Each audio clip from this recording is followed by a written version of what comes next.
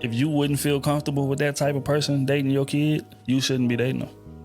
If your kid brought that same type of person that you dating right now around, like you would go crazy. You would go off. Like, hell no, you ain't dating that type of person. Now that person ain't got this, they ain't got that, they ain't got this, they ain't got that. But yet you continue to deal with people like that. You continue to deal with somebody who don't have integrity. You continue to deal with somebody who not consistent. You continue to deal with somebody who's sometimey in regards to prioritizing you. But if your kid was dealing with somebody like that, you would tell them to run 100 miles per hour in the other direction.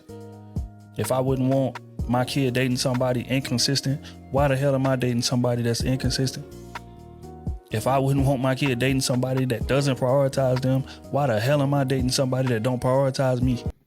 And I'm gonna take it a step further, bro. I'm gonna keep it a beam. For those of you men that got sons, you think your sons ain't paying attention, bro? He 13. Your son 15, he's 16. You think he not noticing that Miss Katie just come through on a Thursday, real late at night, real quick, then she leave before he get up for school?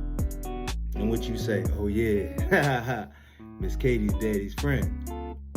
But he looking at you, bro, like, dang, if my dad could do that, and I fools with my dad is Superman. I fool with my dad. I could do what he do. I could just date him. I could just fool with him. I could just, have him come through, smash and dash, let him go in the morning, whatever. I can do that. See, you gotta understand, bro. What he was trying to say was, you can't expect to date these folk in front of your children, but you wouldn't like if your children brought these folk home. We're setting a bad example. Because what we showing him is, oh yeah, I can have my life together, my finances together, my job is cool, but I'm gonna have me 2 or 3 of them that just come through, do what they do once a week, and then that's it. We don't have no real relationship, nothing like that. You don't understand. He can't understand why that's not healthy. You just single right now, perhaps.